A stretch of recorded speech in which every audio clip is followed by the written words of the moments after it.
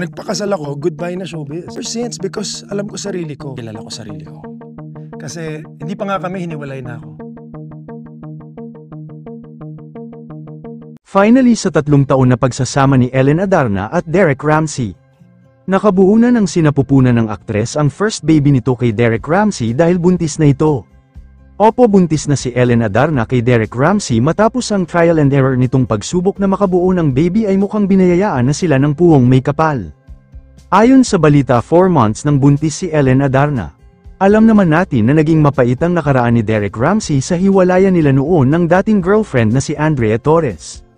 Kaya't nang dumating sa buhay nito ay napuno ng saya at positive situation ang kanilang pagmamahalan.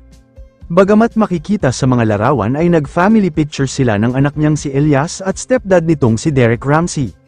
Kapansin-pansin ang paghawak ng tiyan ni Ellen Adarna na nagsisimbolo ng pag-ingat nito sa kanyang baby at makikita na malaki na rin ito. Dati ay inanunsyo ni Derek na magka-baby na sila ni Ellen ngunit ayon sa balita ay nakuna nito.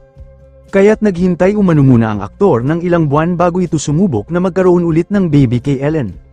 Ngunit ngayon ay kumpirmado ang balita na magkakaroon na si Ellen Adarna ng baby kay Derek Ramsey. Hindi pa alam kung ano ang gender nito ngunit matagal nang hiling ni Derek na sana raw ay lalaki ang kanyang first baby kay Ellen. Sa ngayon focus ang aktor na si Derek kay Ellen Adarna at wala pang balak bumalik sa showbiz at gumawa ng movie at mga teleserye. Focus ito sa pagbabantay sa aktres hanggang manganak ito sa tamang panahon.